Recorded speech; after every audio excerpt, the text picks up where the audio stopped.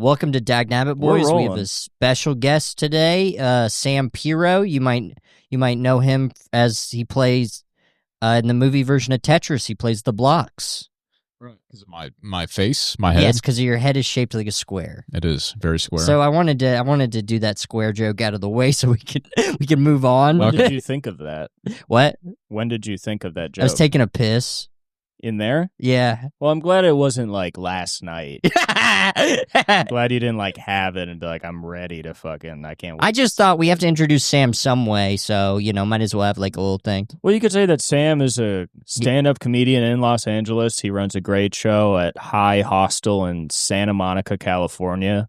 Do you have a podcast? I don't. But it's also very nice for you to lie about it being a good show. It's very. Nice Hey. There's a lot of people at the show. Yeah, So, there's yeah. people. There's real people. No, it's a good show. It's just the audience mostly doesn't speak English, and so it just feels like it always feels like you're bombing. Yeah, I mean, I was on it last night and I said I like this show because it's a bad idea. Because you get just people from several different countries.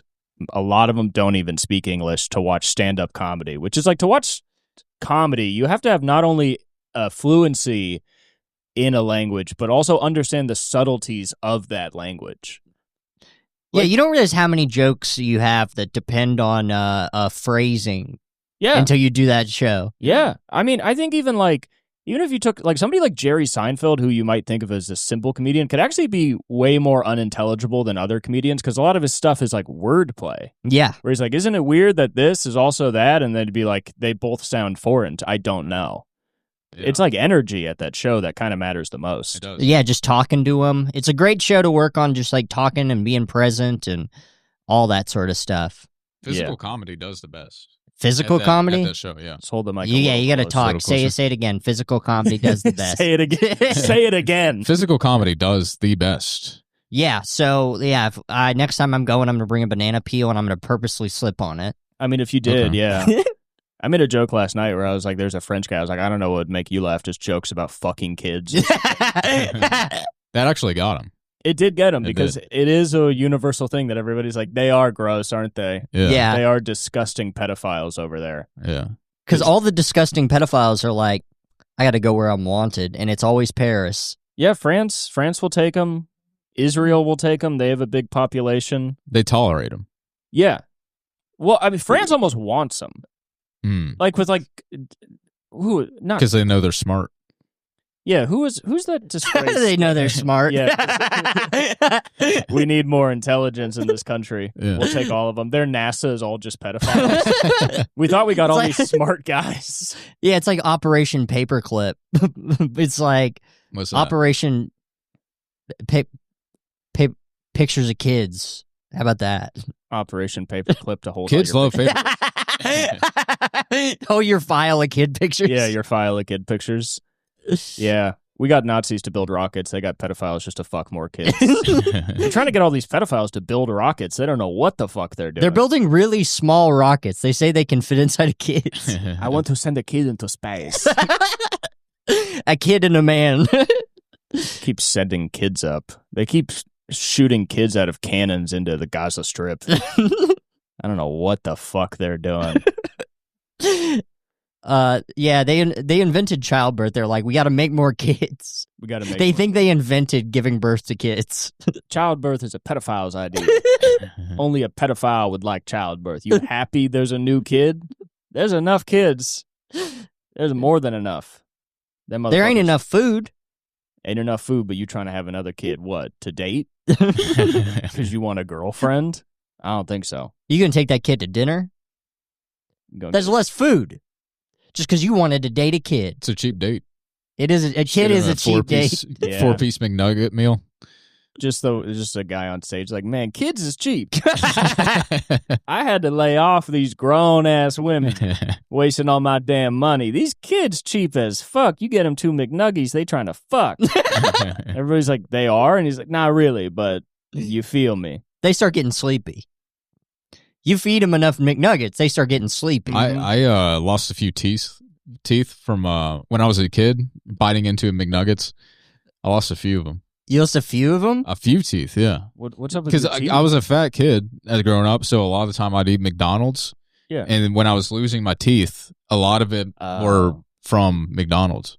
Okay, well, that's a cute story then. Okay. I was like, were you like only being given soda? Like, why are your teeth falling out? No. Your teeth falling out into McNuggets without the pretext that they were baby teeth is very sad. Because if they're adult teeth, it's like, well, it sounds like you were abused as a child. Yeah. Like, why are your teeth so It is funny. Multiple teeth, though, is kind of crazy. I get 1 or 2 teeth. No. But being like, how many teeth? I have multiple, at least 3, I think. At least 3. At least All right. 3. Yeah, and I think so it could be more. I lost 2 at once. In a single session. Was it always McNuggets? One was a burger. Okay. One was a Okay. burger. How many times a week were you eating Mickey D's growing up? Oh, probably. At least 2, maybe 3. Yeah. Wow. Okay. I mean, there'd be times where there'd be more, probably, but Yeah, I mean, you're going to the Antioch McDonald's? no. Well, probably yeah. When my mom would drop me off to my dad's. Yeah. Probably yeah. Huh. I went to McDonald's a decent amount. I would kick the back seat of my mom's and yell French fries a lot. I don't know how. I mean, I have a lot of memories of McDonald's. I wouldn't be surprised if we were hitting 2 to 3 times a week, but I feel like my mom would have kept it to 1. I feel like I was denied a lot. I have a distinct memory of my Nana and Mom fighting, and so my Nana bought us McDonald's. It was like a huge fight. Yeah. Like screaming, like my mom sounded like a child. I would always ask for McDonald's when there were fights in my family. Oh, yeah. Every single time there was a fight in my family, I would ask to go to McDonald's because they would be like, "Are you okay?" And I'd be like, "I'm fine. Can we go to McDonald's?" And they'd be like, "Well, yeah. I mean, we can't make up the fact that this family is failing, but if Happy you want." Yeah, I don't think a mom's able to say no to that. Yeah. Like, if she's seeing like the family fall apart and the little kid who's not a part of it at all is like, "Can I at least have McDonald's?" She can't be like, "No, actually." True. They should put like antidepressants in the Happy Meals. I mean, there's a lot of stuff in it that makes you feel good. You get a rush from it. Yeah. I mean, you get a little caffeine from the Coke. I think also for the mom, too, it's like, fuck yeah, I'll take you to McDonald's so we can get a break from the house. Yeah. That would be great. Did you ever look forward to the fights because of McDonald's? No, I didn't look forward to them, but once they were happening, I was like, I'm getting McDonald's. It's McDonald's time. Sam, did you ever get McDonald's after a family fight? I mean, I'm sure. I'm almost positive. I mean, it sounds like with how much McDonald's you were eating, it was probably just, you were going That was the anyway. reason. Yeah. The commercials should be tailored to families fighting, and then the solution is going to McDonald's. Yeah. Getting McDouble. McDonald's. Yeah, it's like parents fighting, and she's like, "I know you're still using. Yeah. I know Yeah. McDonald's, a break from your husband. your drug addict husband." One time, me and my brother went to McDonald's, and we both got fries, and then he was eating some of the fries on the way home, and then tried to give me the fries he was eating from, and I was like, this is such a betrayal. Because in the car, I was like, I wonder if he's going to try and give me those fries, and he did, and I was like, I can't believe you've done this. You're my own brother. This is the greatest suburban betrayal possible, besides killing me. Yeah, hell yeah. So Sam has a pretty wild life. You grew up on a farm, kind of. You grew up in a bunch of different places. Yeah, a lot of places. Kind of a farm. 4 years of my life. It was in East Tennessee. That's the sticks. Yeah, the sticks, Appalachian Mountains. I know I don't say it right, but that's just how I think they say it. How close to the... I mean, in it. Just like you were in the mountains. Blue Ridge Mountains, yeah. Wow. Yeah. That's crazy. So like Bristol area? Close. That's where I went to community college in Bristol. Oh, okay. But I drive like an hour and a half to get there. It's in a place called Butler, Tennessee. So you lived in the mountains, not like in the foothills. You were up there. I want to give a little bit of background information, a fun statistic about that area, so maybe the audience can get an idea of what it's like.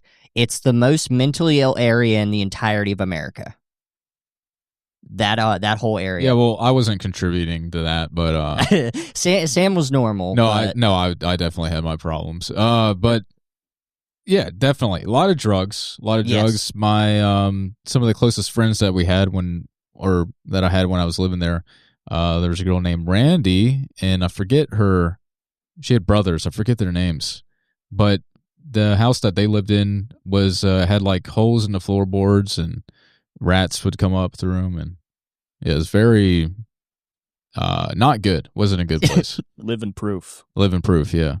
But I was a little more fortunate. I lived with my third cousin or something like that, and they had a little bit of money, so I didn't live nothing like that, fortunately. But so you moved in with your third cousin after you married her? Yeah. And that's just a classic Appalachian roast. My Didn't you live with your uncle? Well, I call him my uncle. Oh, So, I didn't know that. I didn't know that it was your third cousin. yeah, something. Well, so it was my second or third cousin. She married this guy who I would, I guess, call my uncle. He's a father figure in my life. But she was my cousin. I was not related to this guy at all. How would you describe this guy? Very interesting.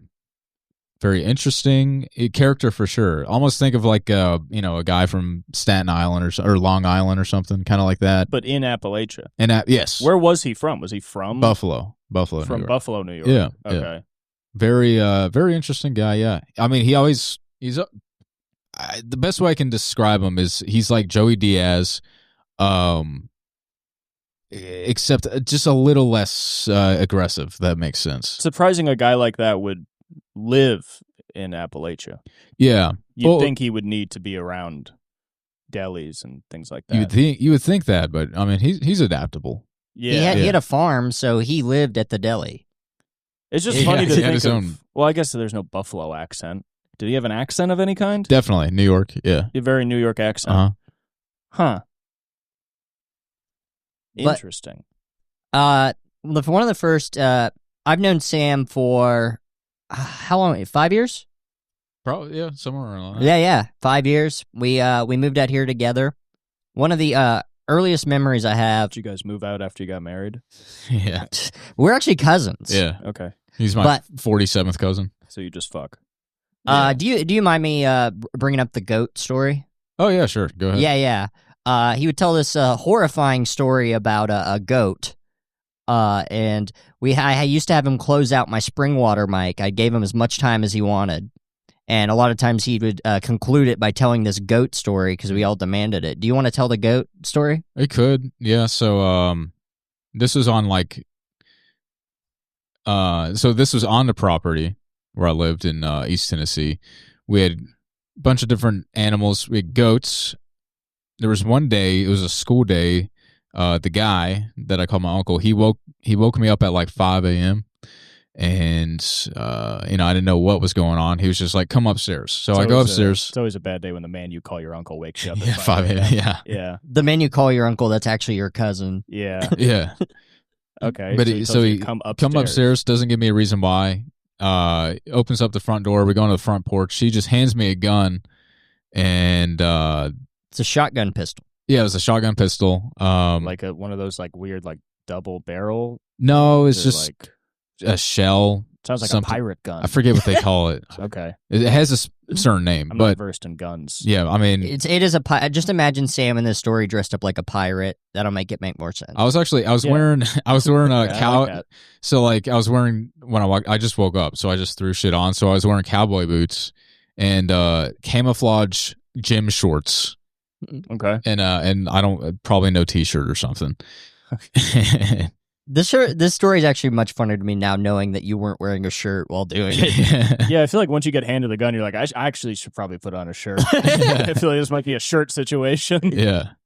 Well, looking back on it now, it definitely was. But so, yeah, I mean, I see where this is going, but I'm okay. So he handed me a gun, and he kind of just like pointed over to. We had like more grass on the other side of the forest. So he just pointed over the hill, and he had a concrete company. One of his employees was helping out on the farm that day, and we call him Marcos. Marcos, he had a goat kind of like tied up, rope around his neck, kind of just had him around like a leash on a dog.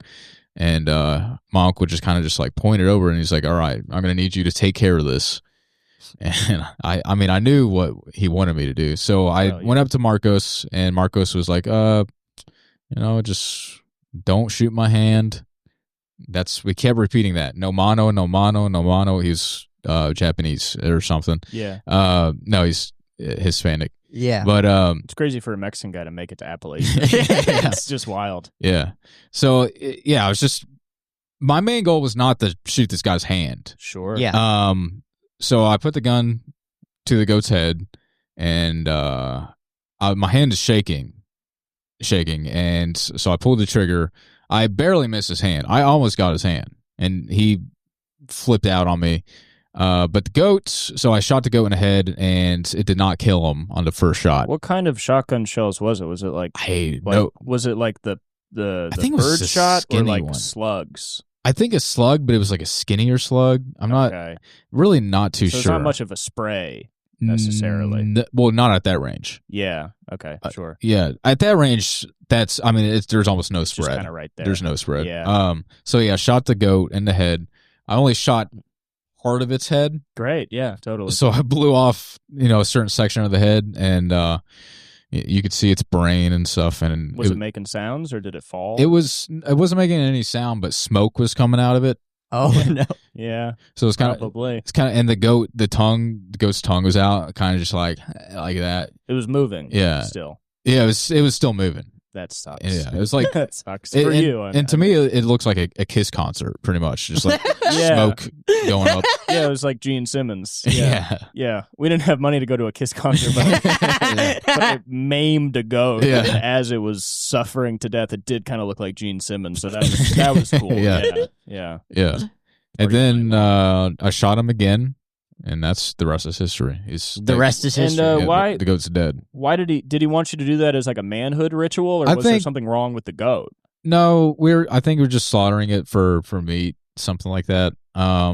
Or it could have just been recreational. I don't know what was going through his head. Yeah. But there was definitely an element of like a manhood thing. Yeah. Stepping into manhood. That is one of those things that like I feel like father figures will do, where they're like, well, yeah, it'll make him a man, but it's just something if you think about, you're like, yeah, but why?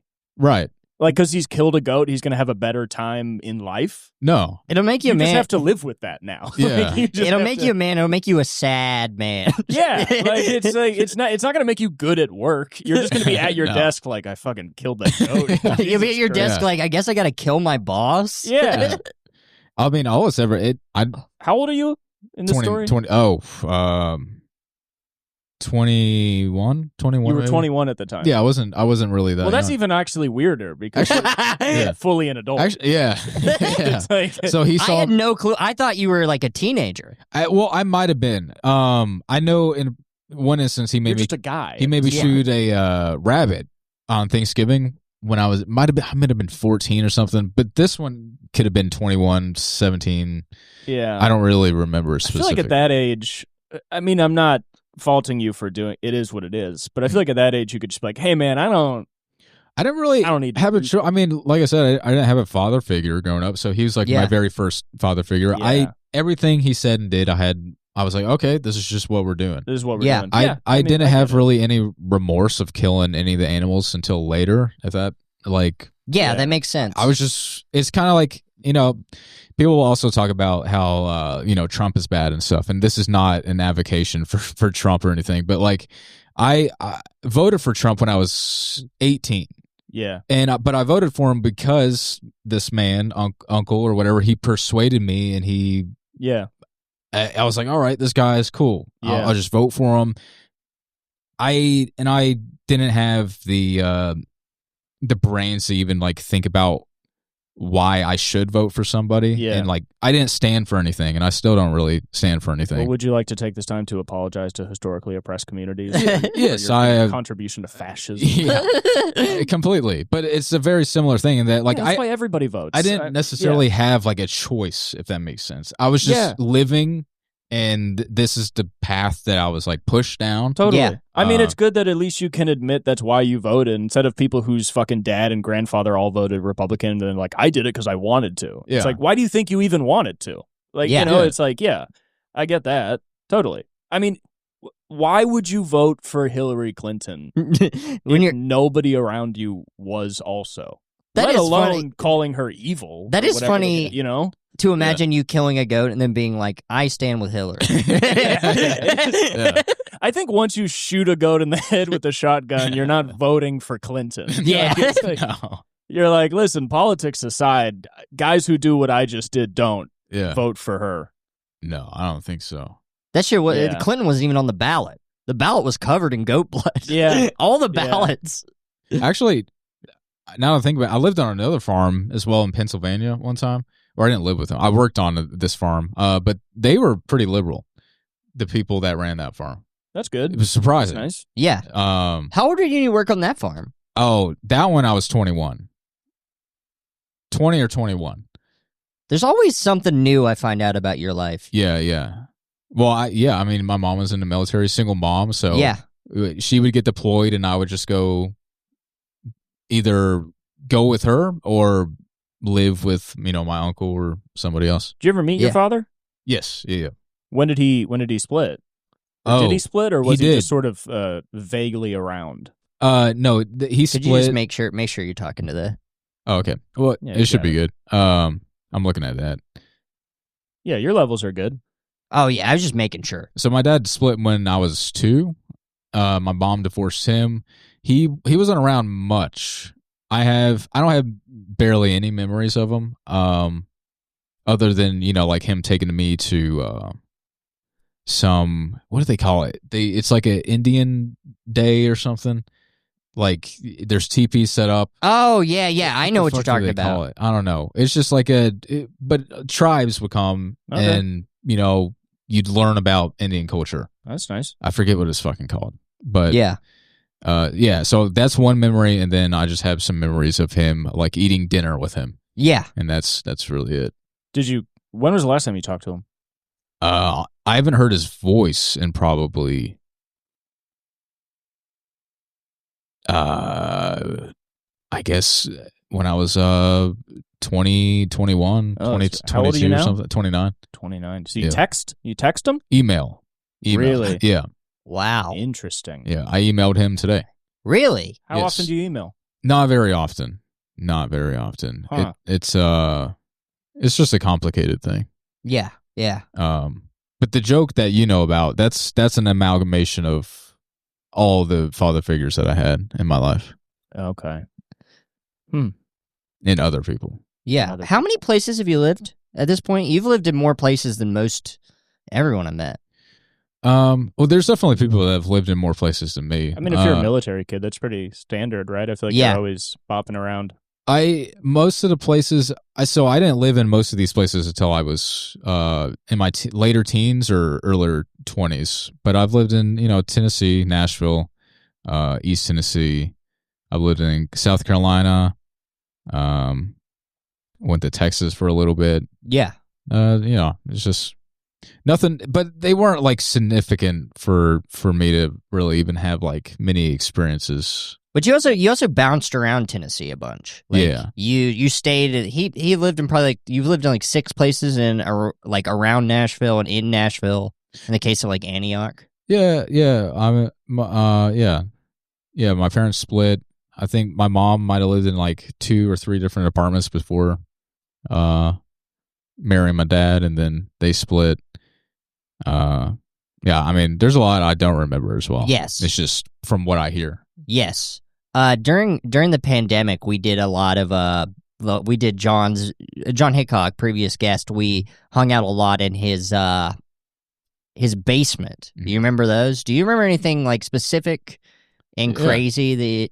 Yeah, I remember you one time. So I guess I forgot we're on a podcast, so you gotta kind of explain things. So when the pandemic was happening, our friend John Hickok, who I think you met, he had an open mic. He had his own basement. Yeah, so he would run in his basement, and there was this one guy in Nashville. His name was should I say his name? Who is it? Yes. There's game. I accidentally said gay. There's this guy named Kanan.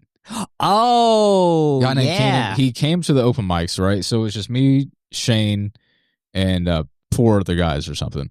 And Kanan was on stage, and he was doing his bits or whatever, and he told this joke that was so bad, just so atrocious, that Shane just started. He grabbed a knife from the kitchen, came downstairs, and just started cutting his hand. Right. And then what? Because John told the story too. Yes. But I wanted you to tell it because I wanted a second, perspective. Yeah. So you that cut was your hand open. What did John do? He ran outside and then came he back, threw a beer. He threw a beer and he came back inside and my hand was all cut up. And your hand was all cut up. Oh, that's right. Yeah. Yeah, and I went outside and had to pour alcohol over the hand to sterilize it. Oh yeah, because this was the same knife. So John cooked us ribeyes to eat before we started the mic, and this was the same knife that we were using to cut the ribeyes. Yeah, and he cut his hand with it. Do you remember? Have we talked about I don't remember whether or not we've talked about our Canaan thing. Yes. I've told some people. And it's every single time I tell them, they're like, "That's the funniest shit I've ever heard." Yeah. Okay. So there's a comic named Caden, and what makes this funnier. He's not horrifically bad. Would you agree with that? No. He's just kind of in the middle, and he we started a bit where we said he was the greatest stand-up in Nashville, and I pretended to be his manager. Oh, it's that guy. Yes, and we got him an interview with America's Got Talent. They did a Zoom thing, but me and John drafted out an email that to the America's Got Talent booker where we sent a tape of Kanan that he had not even seen. And we sent it, and the woman was like, "Damn, he's so funny. I got to interview him." You took a secret tape of him? Yes. What did you say in the email? I'd have to pull it out, but I remember saying he had a tragic backstory that they could talk about. Yeah. And that I was his manager, that I was his booking agent. I made a whole email called Shane Bianchi Booking just specifically for this. Did you go into the tragic backstory? No. Because it would be funny if you were giving details that just weren't true, and then mid-interview she's like, "So your mom died?" And he's like, "No." Yeah. Okay. Yeah, so you got him the interview? Yes, I got him the interview, and I think she figured it out, that it wasn't true, that it was all made up. And after that, I don't think she looked at a single other person from Nashville. Yeah, I guess there would be a sort of a scene downturn after that. Yeah. If they're like, well, these guys don't give a fuck about comedy. Yeah. They're just trying to ruin each other's reputations. Let's just lay off Nashville for a little bit. Would you say that that's true, that there's a lot of attempted character assassination in Nashville? I think so. Yeah. I think that's just what comes with having a small scene, though. Yeah. It's like you're with the same people every single day. Yeah. For hours. And if you take out one guy, that's every one person matters a lot. Yeah. If you take out one person in LA, it doesn't matter. No. Yeah. There's 4,000 people. Yeah. So there's an incentive to do it in smaller scenes. Yeah. Yeah. Yeah. Once he's out, I will then be the 12th best comic. Yeah. Once he's gone, I get to host his bar mic. Yeah, literally. Yeah. People, especially people that because obviously you guys had bigger dreams than just a smaller scene, but a lot of people that don't, that's matters a lot. Yeah. If they're like, oh, if I could host that bar mic, that's literally my dream. Yeah. Yeah. Is to have that. Mm. That's why I at least like starting in LA, because you start off by just being like, oh, I want to be famous and I'm a fucking loser. There's 5,000 people here. Yeah. At no point did I have hope about my career. I was like, this is a very hard industry. Oh, I've never had hope. Just in general. Yeah. But as far as LA goes, I've never had the thought of wanting to be famous or anything like that. The thought of just making a living doing comedy, barely scraping by, that's everything. That'd be amazing. Yeah. If that's what sucks now is if you could make $3,000 a month doing comedy, you'd be like, this is awesome. Yeah, you'd be on top of the world. But then also that can easily just go away so quickly, especially if you're at that level of making 3,000. You actually don't have a lot, and it's probably given to you by other people. Chances are you're getting gigs and stuff like that. You're not selling tickets. Where it seems like now you have to fucking whatever. Talking about comedy sucks. You had a heart attack at 18. I did. How'd you find that out? You say it on stage. Did I? You have a joke about it. I don't think I have. That's crazy. I've heard you say it multiple times. If this is a secret, you're bad at keeping it. I love, because you'll go up at the hostel show and you'll be like, I had a heart attack when I was 18, and the crowd's like, whoa. Yeah. I swear to God, maybe I've told you in conversation. I don't know if I've ever had a joke about it, honestly. I swear. I also think that Cooper's right. I feel like Really? you do have it. You've told the story on stage before. I've seen maybe it. I have. Like, not only do I think you've said it, I feel like I've heard you say the same thing to where I feel like I'm surprised you don't remember it. No, I don't think so. You black out when you get up there. I've probably said it in Nashville one time, just rummaging for material. I feel like I've heard you say it on stage. No, I don't think like, so. Laughed. And just at the premise of like, holy shit. Oh, maybe I just mentioned it. I don't think I've ever like written a joke about it though. Yeah. I mean, it's just sort of, I think it is just one of those things, it's just funny to tell people. Oh, yeah. Yeah. You're a guy in your 20s and you're like, so I've had a heart attack, and everybody's like, what the fuck? Yeah. Yeah. When I was 18, I was really overweight. At the time, I probably weighed like 265. Okay. And I was trying to lose all the weight. Yeah. And I was playing football at the time as well. And at this point, I was playing video games up until like 4 a.m. every single day. I was eating like shit. And I wanted to stop that. So I was trying to lose weight. I wasn't eating.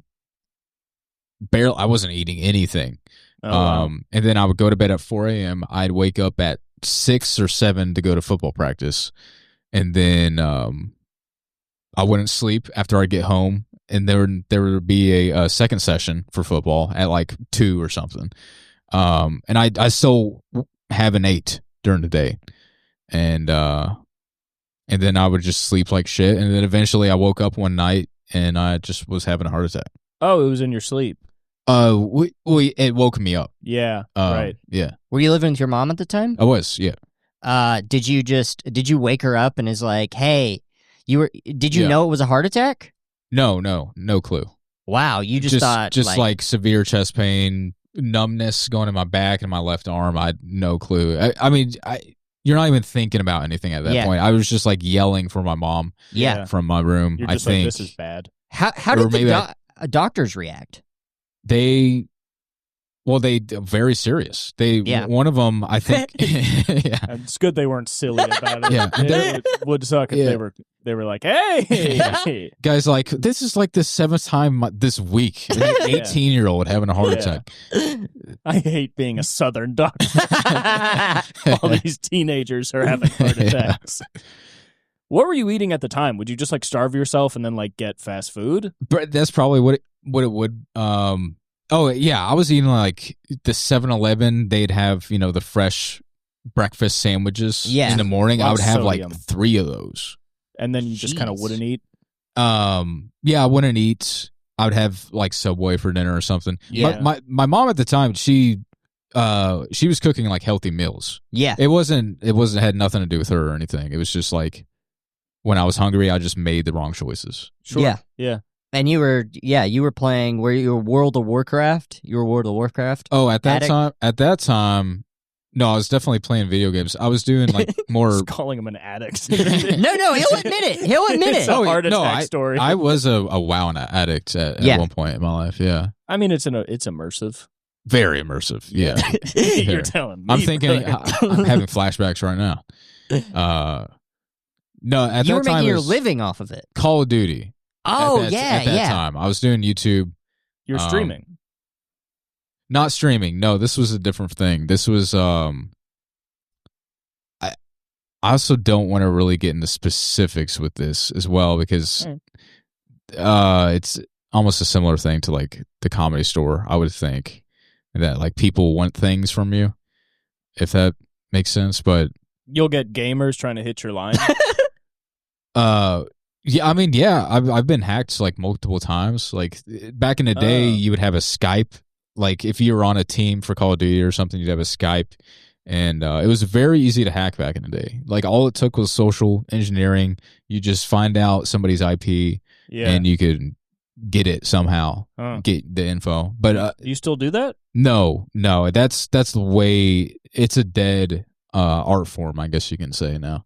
Yeah. But it was like a Call of Duty. It was like an art form within Call of Duty. It was trick shotting. Oh, okay. Where like you slide and like out of a window. Yeah, some like you'd spin around and Sure. I don't know if you remember, but in Call of Duty, I don't know if they still do it, but they would have like a final kill cam. If you get the last kill of the game, you would try to use that to make it look cool. Yeah. It was almost like jokes. You're just trying to like impress, I guess. Sure. Huh. And you made money off that. Yeah. Yeah. Of like, would you post the videos and get a lot of views, or where was the money from? The money monetization. Yeah. So it wasn't quite like how it is today. You would get a partnership with them. I'm sure they still do it, but it was like you would get $3 per 1,000 views or something. Okay. But you would also have endorsements from like some companies would sell like little things to put on your controller to make it better, make you aim better, right? Stuff like that. Would you consider the GOAT a trick shot? No. Yeah. I was really lucky in like how far I got with things. I did not put as much effort as some of the guys did, and those guys are like they've made millions now. They're Wait, very very well. So how much were you like? Can I ask how much you were making? At a certain point, close to 2,000 a month. Yeah, a month. Oh, but it would fluctuate. That's pretty good for like an 18-year-old. It would fluctuate. Very good, very good. But it wasn't long lasting in that the art form at that time was. What are you doing? Dying. I'm just gonna offer you a cigarette for a ZYN. Sure. I was gonna try to do that subtly. Bartering. Like, you can't smoke in here. I wasn't gonna disrespect your apartment by smoking. I didn't think so. I wasn't sure if you were just gonna have one in your mouth. Would you like a ZYN, Sam? I've never had one before. I know that. Well, if you'd like to try, I'd get high as shit. I could try. I mean, you don't have to. You can like put it back in and out, right? Take it in and out. Sometimes on the second go, they're not great because they get wet. Yeah. So, some people get a little nauseous and lightheaded. He's smelling it just to make sure. You don't have to, What do? You just pack it in? You just put it in your top lip. You don't have to spit or anything. Did you ever dip? I've tried it before. I can't do that. Well, you might not like this, so don't feel bad if you don't like it. But this is fun, trying a ZYN for the first time on the podcast. Oh, I didn't think we would get that. It does burn. Does it burn? Well, usually it doesn't. It kind of. I've done it enough that it doesn't really burn my gums anymore. But when you first put it in, it does burn, and it feels a little awkward. It is. Oh yeah, I can start to feel it. Yeah, the burn. Do you do any nicotine at all? No, nothing. Oh wow, I do nothing. I'm surprised you took that. Yeah, you don't even drink. You don't. No. You're not like you've never been a drinker. Well, no, there's definitely been times in my life where I drank pretty heavily. Yeah. Or not pretty heavily, but... Never when I've known you. No, not when you know me. No. Yeah. But yeah, I'm very, very... stimulants are not good for me. I'm very sensitive to them. You probably wouldn't like that then. This? I mean, feel free to try. I don't want to stop you. That's one thing about Sam is he wants... don't tell him not to do something. It sort of burns like the first time you try it, kind of the first couple of minutes. After the first couple of minutes, you start to get sort of a head rush. I guess depending on your sensitivity, maybe you're already feeling it. I've gone to a point where I'm close to like 2 cans a day now, which I don't love. I think about your joke a lot because I'm like, I feel like I'm going to have a heart attack. My stress is... I literally don't have a joke about a heart attack. However I know it, I think about you saying that a lot because I drink too much caffeine. I do so much nicotine. I'm horribly stressed and I eat like shit. And I'm like, it would make sense to have a heart attack. So I don't think that your case is severe as mine. Like, because you're not killing yourself at the gym or like on a football field and like sweating your ass off. That is the thing. It's not replenishing. Yeah, stuff. It is the physical exertion. I'm a lazy person. The most physical activity, but it could happen. I'm not trying to rule anything out. No, I mean, I didn't feel dissed. Yeah, I'm not a doctor. yeah. But funny. there is something about a guy who's had a heart attack. You do trust a little bit. Yeah. Medical. So, like, if a guy who had a heart attack is like, I wouldn't do that, you're like, okay. It is funny how often I find out new things about you, especially when we're living together. I remember one time a guy came by who said he worked for the building. And I remember he came by and you just started immediately talking to him in like fluent Spanish. I had no clue you spoke like that Spanish that well. I definitely don't know Spanish like You knew enough to have a full more conversation than I could. Yeah, so with the uncle guy that I was talking about, he had a concrete company. He had like 7 employees. They're all Latino. So I pretty much just learned from them. Yeah. And it was mostly drunk Spanish. So you know how to sound cool in Spanish. Yeah. So when you speak Spanish, you just sound drunk. I mean, probably. That's probably why they laugh every time I speak Spanish. But yeah, I don't know it. I just know enough to, like, if the guy needed to come in and replace the fridge or something, I would know what to say, I guess. Do you know how to say our refrigerator is broken? I don't. Yeah. I don't. I just like point to things. Did you take Spanish in high school? Did you guys do that? Yeah, I did. 2 semesters. But I don't remember anything from that. Yeah, it's great. I did 3 years of Spanish, and I can't speak Spanish. Well, you're right. Which sucks. Yeah. Because at the beginning in freshman year, you're like, I hope I learn Spanish. You're like, that would be cool. If by the end of high school, if I could speak Spanish, that would be fucking awesome. It is funny to live in LA and speak no Spanish. Yeah. I think it's also, like, kids at my high school would, like, learn sign language or French, and I'm like, are you racist? Like, learn Spanish. Like, half the people you're going to talk to speak Spanish. What the fuck is wrong with you? They're like, oh, it's cool to learn sign language. I can talk to deaf people. I'm like, where are you running? I don't think I've ever met a deaf person in my life. My school had a deaf, like, we were a school that deaf kids would go to because we had a decent, like, program for deaf kids. They would have particular classes, and we also taught sign language. So, like, kids in my high school, to, like, feel like good people, would be like, I'm going to learn sign language so I can speak to the deaf kids. I'm like, after you graduate, this is never going to come up again. Yeah. There's something funny about learning sign language to speak to the deaf people rather than deaf. Just be like, I'm trying to talk to the dead. With sign language. It's also just funny to be like, yeah, there's, like, millions of Spanish-speaking people in LA, but fuck them. We got 6 deaf motherfuckers. We got 6 They're deaf more people. important. They're building the city. Yeah. Who's outside Home Depot? Fucking chest pain. Who's outside Home Depot? Fucking deaf motherfuckers.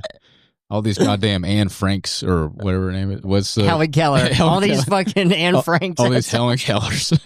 It is the funniest thing. Everybody gets those people confused. I guess it's because they had a similar haircut, I think, and for some reason school teaches you about them. Yes. Yeah. Yeah, they're always into books, into pictures. Where did you go to high school? I don't want to say it because then the public knows. Oh, okay. Yeah, I don't like giving out, like, actual information like that. Okay. What was what's the earliest address you can remember? Mother's maiden name. Earliest, probably Hendersonville. Hendersonville? Yeah. Okay. Yeah. That's where we moved. Yeah. Yeah, but I wouldn't say traumatized, but, like, I'm very secretive like that because of the YouTube being hacked and stuff is well, it's also probably the most malicious group of fans you could have. There's, like, Call of Duty. Anonymous. Anonymous Yeah. Just screen names. I mean, like children that taught themselves how to hack. Yeah. And you speak to them on live, and it's a bunch of white kids calling you the N-word. Yeah. So for it's the like, most part. Yeah, they're not, like, nice folks necessarily. No. I've heard horror stories of, like, kids having, like, being raided. Like, you're 13 and your room's being raided, and you have to go to prison, or not prison, but like a holding facility. Yeah, the swatting is crazy. Yeah, it was really bad back in the day. I was very scared about it. Yeah, I mean, it seems bad to be a stream. Like, that guy, Aiden Ross, like, a guy just sent him Minecraft that was a 1-to-1 replication of his entire house. Of, like, shit. Every single room inside and shit. Wow. And then he just gets swatted, like, 5 times a day. Mm-hmm. And then, like, any relationship you have just ends up with you getting cucked. Mm-hmm. And it's, like, the biggest story for, like, the worst fans in the world to be like, you're a bitch. Yeah. It's like, and then what do you get out of it? You're, like, a white dude that, like, has a chain and, like, hangs out with Lil Baby, and Lil Baby hates you. You know what I mean? You're like, oh, we got him on stream and he hates you. Yeah. There's also the weird thing. A lot of those guys that started off as, like, Minecraft streamers, eventually, like, it just becomes them talking. And then it becomes, like, a lot of streamers, I just feel like, end up as these, like, I guess not necessarily, you know, like a lol cow of somebody to make fun of, but kind of that. A what? Yeah. You know that term lol cow, where it's like a guy who doesn't know he's embarrassing himself, but people ironically support him? Like Chris Chan or whatever. There's like guys online that will gain massive followers of people okay. just making fun of them. Right. Streamers seem to, not necessarily they do have actual fans, but they just become these like vectors for like hate, where it's like a lot of their fans, you almost don't even know if they like them, you know? Yeah. Except like, I mean, like Kai Cenat and Speed seem to have good lives. I don't know who either of those. I don't know anything about what's going on. I just see them. They've become so famous that I don't watch any streaming at all, but they're like the two most famous streamers of all time. They have like millions and millions. Like Kai Cenat does streams with like Drewski and Kevin Hart and like is extremely, he's like huge now. He's almost just become like, I think if you ask most kids like 7 to 13, like who's your favorite celebrity, they would probably say Kai Cenat or Speed. Wow. Okay. And Speed's cool because he's like extremely famous and he's like screaming pro-Palestine, you know, all the time, because like when you're a streamer, you don't necessarily answer to most people. So like it is kind of cool. Like these young guys have this huge platform and are able to kind of just do whatever they want. Yeah. And these two guys they seem generally nice. So like they're not necessarily awful people. Some of them are like terrible. Yeah, if people were like actively shitting, if there was a huge community actively shitting on them, it wouldn't make sense, probably. Yeah, these guys are so famous that it could not be ironic. Like people love these guys. Oh, okay, they're just very likable guys. Y'all remember Mr. Shoe Nice? Yeah, no. He's you never watched Shoe Nice? I think he's dead now. No, I think he died. I feel like that's always a rumor about Shoe Nice, but that might be true. I'm gonna look up Shoe He Nice. was one of those. I mean, a very similar thing. His fans. Now, I think he knew he was crazy. He had to have known, but his he was fans always pretty open about it. Were always like shitting on him and stuff, and supportive. Well, it actually, I mean, Shoe Nice, you don't necessarily need to look him up. He was famous that he would eat fucked up shit and he would chug bottles of liquor. And it started off where he had like a wife and a kid in a house, and he would like be in his room and he would like chug a bottle of Absolute. And he was just able to do that. He was kind of known for just kind of being able to stomach anything was kind of his big thing. And then like he got a divorce, probably because he was chugging bottles of liquor. And like, can you imagine your husband goes into another room and then comes back like a bottle deep? Or maybe he was a pussy in her eyes. She was like, "You're not chugging enough." Or he was a pussy. We don't know her. You're not eating enough weird shit and not just chugging enough alcohol. Yeah. So he like he got a divorce, lost his house, and his videos just ended up like he was in a tent. Like just fully homeless. I think he was on Tosh.0 at some point. I think so. For something. I think so. And but then like his followers, like it was kind of became the thing where he had a lot of followers, but like the people in the comments would be like, "I really hope you get help," like because he wasn't malicious. He actually seemed like he had a good heart, but he was just definitely like an alcoholic and was like one of these guys sacrificing his like mind, body, career, and livelihood for just like views that were not getting him any like tangible amount of money. At least if there was, he was probably, I don't know, gambling it away or something because he's fucking homeless. So, and it's also like, I did watch his videos. You watch a guy chug a bottle of liquor so many times, you've seen it. So it's like there ended up not really being a place to go with it until you're like, okay. One of the darkest streams, my old roommate, close friend of the pod, Sam Harder, would watch this guy who he lived, I don't think it was Appalachia. I think it North Carolina. North Carolina. He was addicted to pills and he would drink and he would get donations, and for each donation he would take a pill. Oh shit. And he almost died a few times. He overdosed a lot. Because like people would be like, take this many oxys, and then one person was like, oh, you're gonna die, and a young kid who doesn't know how drugs work was like, take a fucking stimulant. So like they had him like take an Adderall after he took a bunch of oxys, which you guys know, if you take a bunch of downers, you take an upper, your body just shuts down because it doesn't respond to it's like it's taking a screen cap. Yeah. And, I never tipped him to take drugs, but I would tip to comment. And I would ask him, like, do you like the Grateful Dead? And he'd say, I love the Grateful Dead. Anybody who doesn't like the Grateful Dead sucks dicks. So then I was like, would you suck a dick for $100? And he was like, no. And I was like, 1,000. He was like, no.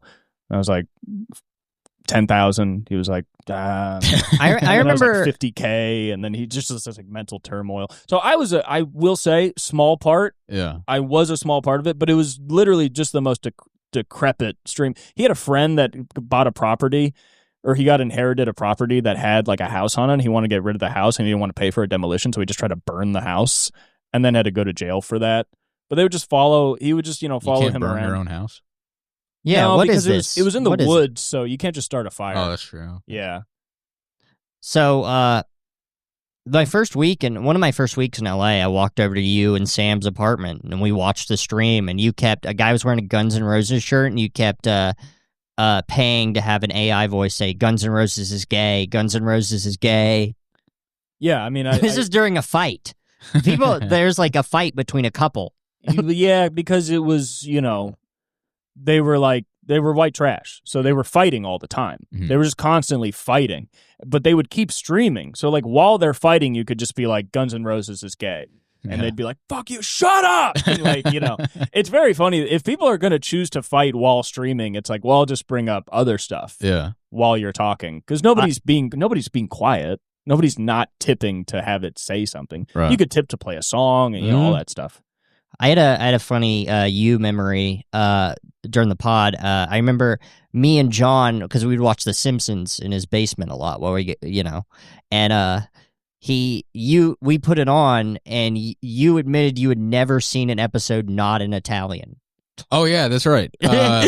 Because this deli I'd always go to in Tennessee, it always had The Simpsons playing, and it was just Italian.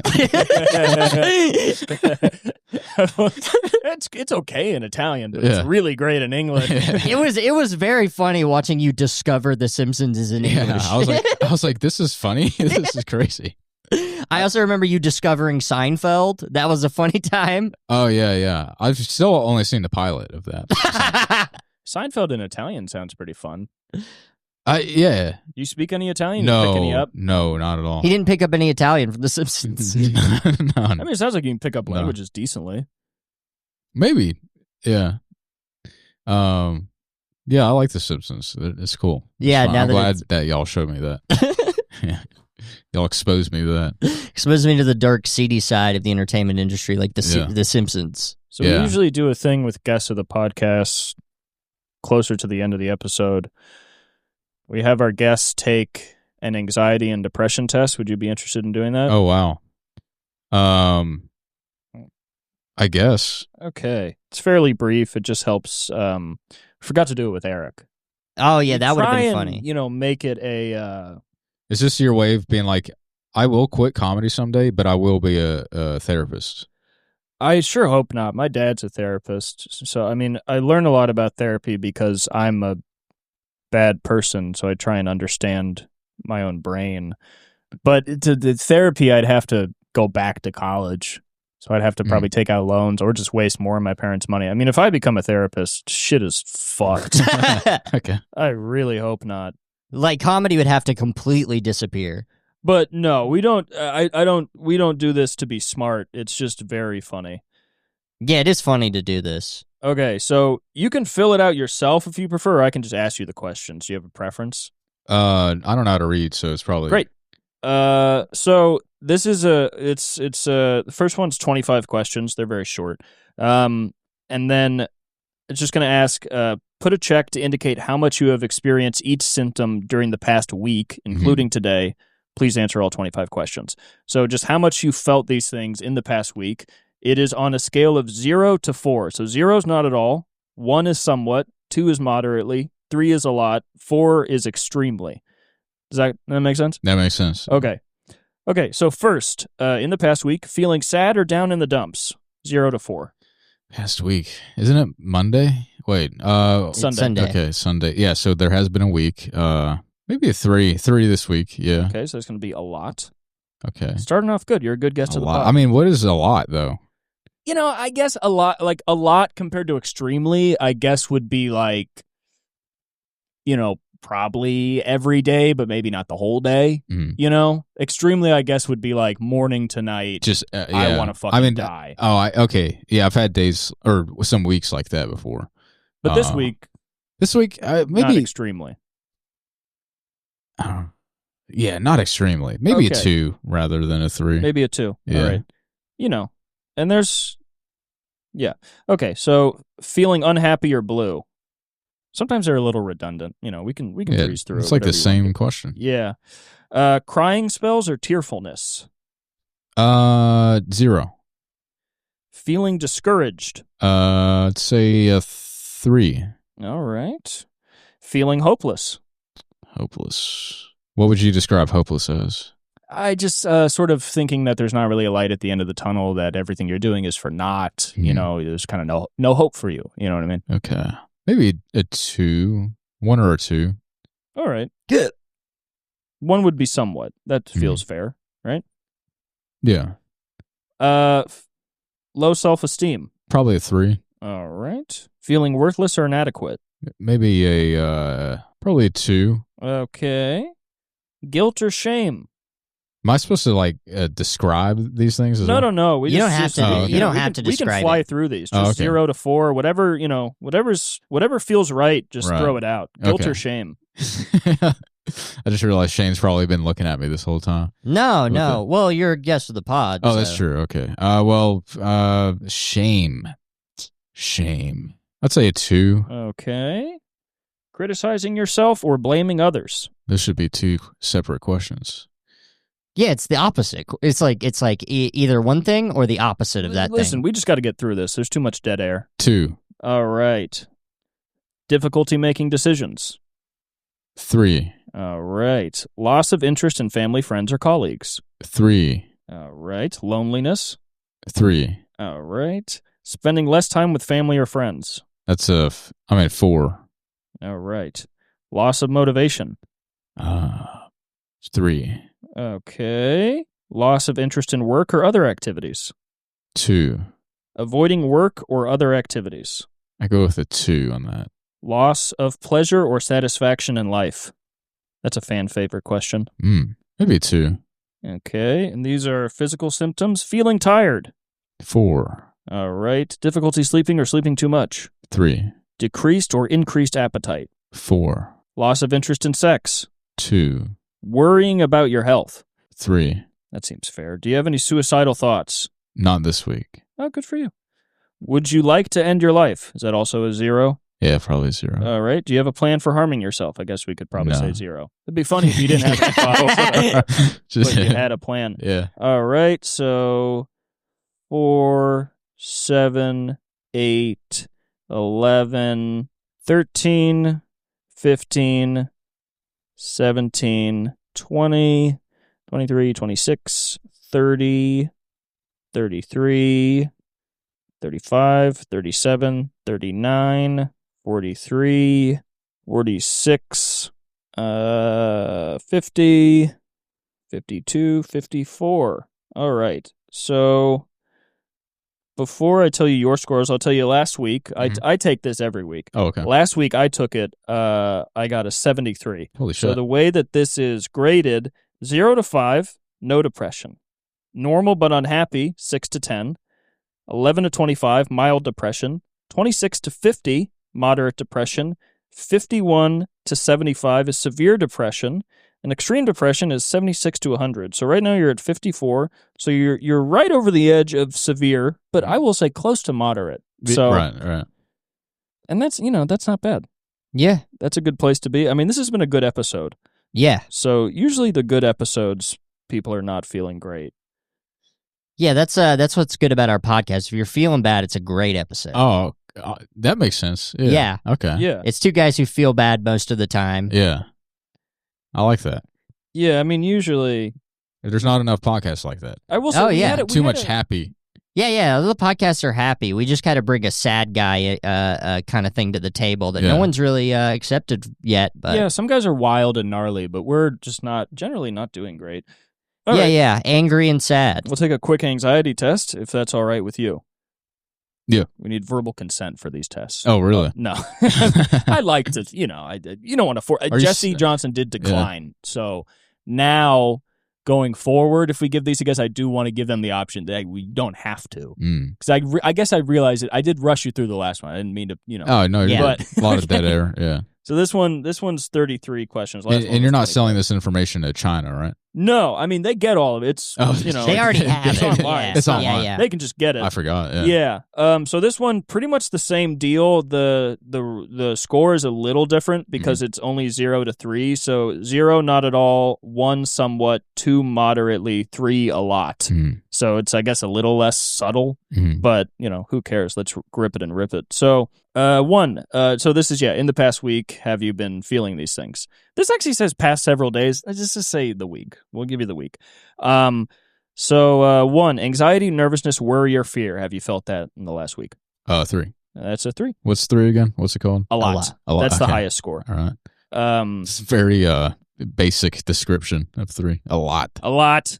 Feel like that's the all they. That's test's all they already give you. answered. I guess they just don't. They don't have an extremely option. Mm. Okay, feeling that things around you are strange or unreal. I think for you it's a 3, right? No. Strange or unreal. I mean, there's been times in my life where, like, you kind of look around at things. If you're out and about, you're like, what the fuck is even going on? Right. Like, why does this even exist? That's a tough question. This past week, maybe a 1. Okay. Because sometimes you have severe symptoms, but others you just simply don't have. So it can sometimes be an odd test to take because you're like, well, I got a 3 on that. How'd I get a 0 on this? But, it's just kind of how that works, I guess. Feeling detached from all or part of your body. Oh, shit. Feeling detached. What do you think that means exactly? I think just sort of not... I think it's sort of similar to the strange or unreal, but a little more internal feeling, That's almost like lack of control. Kind of like watching yourself go through life. I feel like lack of control, I think, would be fair, Okay. Maybe a 2. Oh, wow, fun. Yeah, really fun. Sudden, unexpected panic spells. Panic spells. Not moments, right? Spells. Yeah, I mean, I don't think it's referring to a panic attack. I think it's sort of a lesser version of that, God, Yeah. I guess you could say moment, I think a spell is a slightly longer than a moment, but we can split the difference here. Mm-hmm. Maybe a 1. Okay. Apprehension or sense of impending doom. What's apprehension mean? Just, feeling hesitant to do, oh no, this is bad, you kind of don't want to leave your house, you know. Oh, okay. And that's just like with anything. I guess a 2. Okay. Feeling tense, stressed, uptight, or on edge. 3? Yeah. No, that was more a yes from me. That wasn't a call. Observation. Yeah, the last thing I'd want hell yeah. The last thing I'd want you to feel with being given these tests is judged. Oh, well, I think that helps sometimes. All right, so this is category 2, anxious thoughts, difficulty concentrating. Concentrating. I mean, with what I do, it's that's a tough one. I guess like on stage, definitely a 3. Off stage, maybe like a 2. A 2. I'd say a 2. Okay. Racing thoughts. 3. Okay. Frightening thoughts. Frightening. Like, I think it would be like if you're like driving or something and your brain keeps being like, hey, crash. Oh, that's almost like obsessive, like compulsive. Somewhat. Something. I also have a thing where I will, like, sometimes if I have a big set coming up, I'll imagine like getting on stage and the host just being like, "You're fucking awful," and punching me in the face or something. Like kind of like going through situations and having awful thoughts about them. Like I'll consider those frightening thoughts. I'd say a 2. Okay. Feeling that you're on the verge of losing control. A 1. Okay. Fears of cracking up or going crazy. I just thought of like laughing, just cracking up. Yeah, it does sound similar. I mean, that would probably be a 1 too, I guess, right? It's pretty much the same thing. Going crazy. It's a little redundant, but I guess a little more descriptive. We went crazy on this episode. Yeah. I'd say a 1. Okay. Well, if you already think you're crazy, then I guess I mean like full psychotic, right? Like just losing delusional. it. Yeah. Fears of fainting or passing out. Fainting? No, 0. Okay. Fears of physical illness or heart attacks or dying. It's probably a 3. Okay. That's honestly fair. Yeah. Some of these questions are not always. Concern about looking foolish or inadequate. Oh, 3. Okay. Fears of being alone, isolated, or abandoned. Probably 3. Okay. Fears of criticism or disapproval. Fear of criticism. Probably 3. Fears that something terrible is about to happen. 2. Okay. Do you mind handing me that water down there? Yes. All right. This is the final category, 18 to 33. Physical symptoms. Now, I find these to be more, they're not always as common, at least with me. I have pretty bad anxiety. The physical symptoms themselves don't necessarily come up. Okay. Skipping, racing, or pounding of the heart. Palpitations. 1. Oh, well, that's good. Pain, pressure, or tightness in the chest? 2. Okay. Tingling or numbness of toes and fingers? 1. Okay. That ZYN is hitting me, though. That's for sure. Uh-oh. Yeah. Heart attack. Are you tingling? No, just feeling woozy. Yeah, that kind of happens, especially the first time you did it. First time I did it, I threw up in the flapper's bathroom. Yeah, some people really... That's a pretty good place to throw up. Yeah, it already smells like shit. Butterflies anymore. or discomfort in the stomach? 1. Okay. Constipation or diarrhea? 0. Oh, good for you. Restlessness or jumpiness? Although right now it could be 3. Yeah, that'll do it. Yeah. Restlessness or jumpiness? Go with a 2. Okay. Tight, tense muscles? 3. Sweating not brought on by heat? 2. I actually might throw up. You should take it out. Yeah, it is out. It is? Yeah. Well, if you need to throw up, you can go to the bathroom right now if you'd like. All right. A lump in the throat. It's a fun time for that question, isn't it? 1. Okay. Trembling or shaking? 1. Okay. Rubbery or jelly legs? 1. Okay. Feeling dizzy, lightheaded, or off balance? Not the best time for that question, I guess. No. 1. Okay. Choking or smothering sensations or difficulty breathing? Go with the 1. Okay. Headaches or pains in the neck or back? 3. Okay. Hot flashes or cold chills? 2. Okay. Feeling tired, weak, or easily exhausted? 3. All right. I'll tally up these scores. If you need to run to the bathroom at any time, feel free. I think it's coming down. Okay. Well, good to hear. We'll see. Yeah. Look at that. Okay. Let's tally the scores. Maybe not. Who knows? 3, 4, 6, 7, 9, 12, 14, 17, 19, 20, 21, 24, 27, 30, 33, 35, 36, 38, 39, 40, 42, 45, 47, 48, 49, 50, 51, 52, 55, 57, 60. Okay, 60. So the way this one is scored is 0 to 4 is minimal or no anxiety, 5 to 10 is borderline anxiety, 11 to 20 is mild anxiety, 21 to 30 is moderate anxiety, 31 to 50 is severe anxiety, and 51 to 99 is extreme anxiety or panic. My most recent scores were 47, 42, and then somehow down to 28, which feels odd. So you got a 60, so yeah, you're kind of right over the edge into extreme anxiety or panic. You are in what we call the Shane Club. Yes, I made an 80. Yeah, I think you got an 81. So Shane is almost tipping the scales. Well, that is usually where we conclude our episode. Sam, thank you so much for coming on. Yeah, thank you. Thanks Thank for you. having me. Yeah. We appreciate you opening up your heart and trying a ZYN. Yeah. Yeah. A lot of people would not have the courage to do that. Oh, wow. Well, I guess, yeah. Well. And now you're pale from the ZYN. Yeah, probably. Yeah, I'm feeling it. That's for sure. Yeah. It's rough. It's rough the first time you do it. I still don't like doing it, really, all the time. Like, that's why cigarettes are much better. So maybe you can switch to cigarettes, Sam. Yeah, we hope you switch to cigarettes. You've been our most participatory guest. This was a really great episode. I appreciate you having you on. Yeah. Appreciate it. Thanks for watching, and stay funny. Stay funny, Sam. We'll try. Thanks. Thank you.